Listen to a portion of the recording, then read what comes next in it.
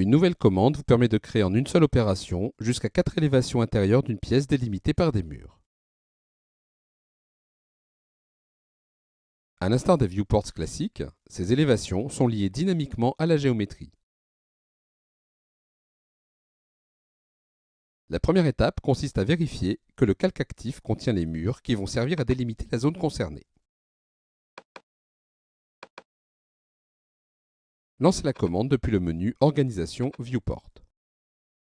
Cliquez pour placer le marqueur au centre de la pièce. Un second clic permet de l'orienter.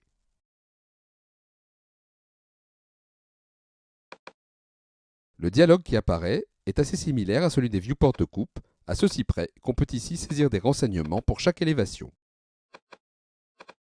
Les 4 élévations sont créées sur une planche de présentation et restent liées au marqueur que l'on vient de déposer sur le plan, ce qui permet de naviguer facilement du plan vers les élévations et vice-versa.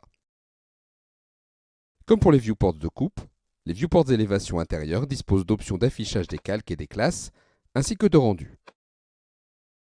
La longueur, la hauteur et la profondeur des élévations sont déterminées par les murs qui délimitent la pièce.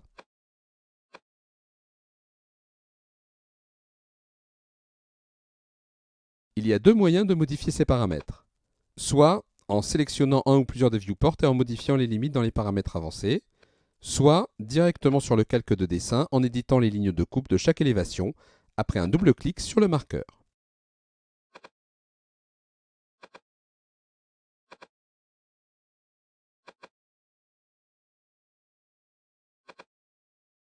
Une fois les changements opérés, il suffit de rebasculer vers les viewports et de les rafraîchir. Revenons sur le marqueur. Plusieurs styles de marqueurs sont fournis avec Vectorworks, mais vous pouvez également créer un marqueur personnalisé.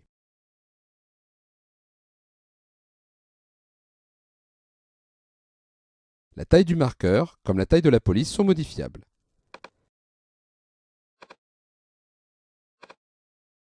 Si le nom de la planche de présentation est modifié, le marqueur reflètera ce changement.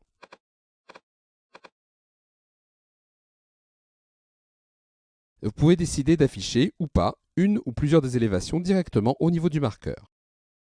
Désactiver une élévation provoquera sa suppression sur la planche de présentation. Un viewport élévation peut également être supprimé depuis la planche de présentation. Dans les 2 cas, le marqueur tiendra compte de cette suppression.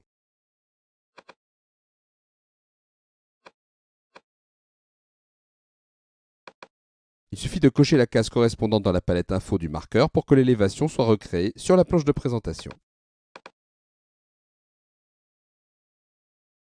Il est possible de briser le lien dynamique entre le marqueur et les élévations. Si le marqueur est supprimé, les élévations resteront sur la planche de présentation. De même, si une partie des élévations est déplacée vers une autre planche de présentation, le lien sera rompu. Si elles le sont toutes, le lien sera maintenu.